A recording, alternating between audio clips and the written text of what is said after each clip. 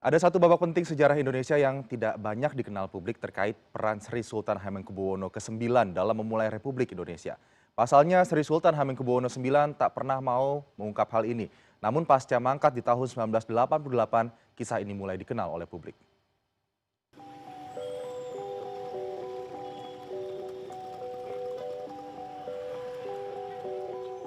Sejarah berdirinya Republik Indonesia tak bisa lepas dari peran penting Sri Sultan Hamengkubuwono ke-9.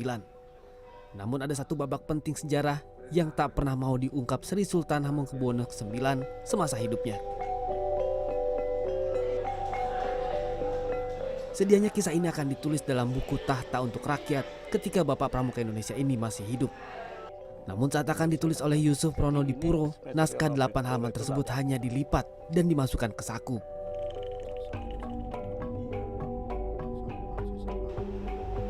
Kisah ini terungkap setelah Raja Keraton Ngayogyakarta Hadiningrat ini mangkat pada tahun 1988. Setelah Belanda benar-benar angkat kaki dari Indonesia, pada 29 Juni 1949, Sri Sultan mengumandangkan proklamasi kedua Indonesia. Di hari yang sama, Sri Sultan terbang ke Pulau Bangka dengan meminjam pesawat dari PBB untuk menemui Bung Karno, Bung Hatta, dan sejumlah menteri yang diasingkan Belanda. Disinilah karena Sri Sultan tahu bahwa Soekarno, Hatta, dan Republik Indonesia tak mempunyai modal untuk menjalankan pemerintahan, Sri Sultan menyumbangkan harta pribadinya untuk menjalankan republik ini. Beliau tangan kanannya memasukkan dalam kantong kirinya, keluarlah selembar cek, tertera di situ angkanya adalah 6 juta gulden. Diserahkan pada Bung Karno, ini Bung Karno, uang pribadi saya, uang ini cukup untuk mengoperasionalkan pemerintahan Republik Indonesia ini. Artinya apa? Ternyata APBN Republik Indonesia pertama kali adalah uang pribadinya Sri Sultan Hamengkubuwono IX. Tak diketahui jumlah pastinya, namun bila dibandingkan kondisi saat ini, sumbangan ini dipastikan nilainya mencapai triliunan rupiah.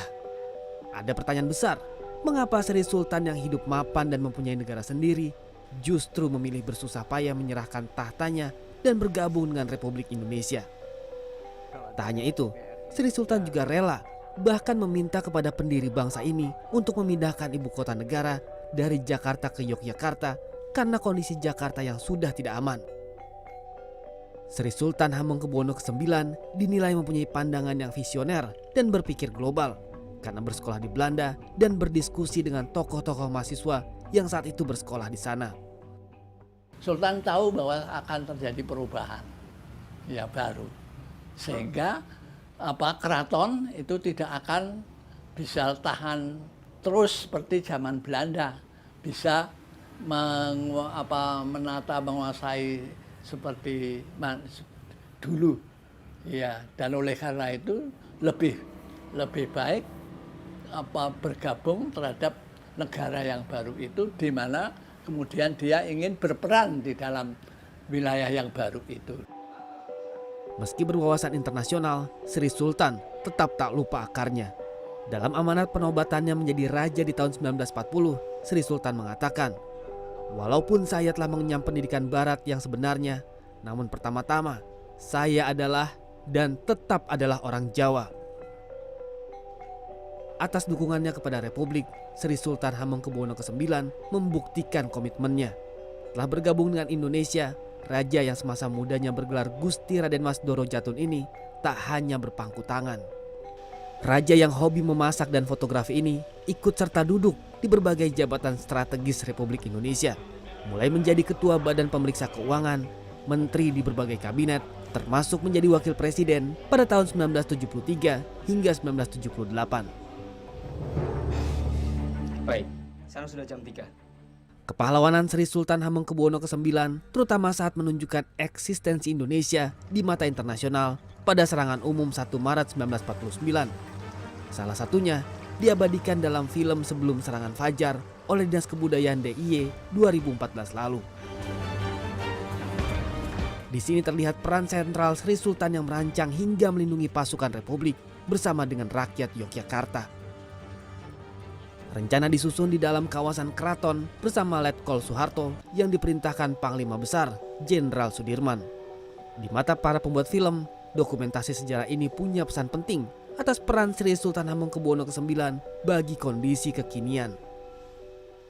Pesan yang bisa kita ambil dari sosok Ngarsodarmo yang ke-9 adalah rendah hati, kemudian jangan terlalu ingin menonjol, sampai di bukunya pun beliau kan mengatakan demikian, bahwa aku tidak ingin dikenang menjadi seorang pahlawan semacam itulah. Aku ingin dikenang ya sudah menjadi Doro Jatun saja, menjadi Hamengkubuwono IX saja gitu.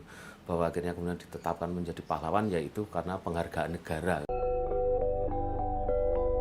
Mengikuti amanat Sri Sultan Hamengkubuwono ke-9, saat ini tak ada nama jalan atau monumen di ruang-ruang publik yang dibangun dengan namanya. Namun ukiran kiprah Raja Yogyakarta ke-9 ini tak akan pernah bisa dihapus dari jejak penting Republik Indonesia. Hendrawan Setiawan, Daniel Yuwantoro, Daerah Istimewa Yogyakarta.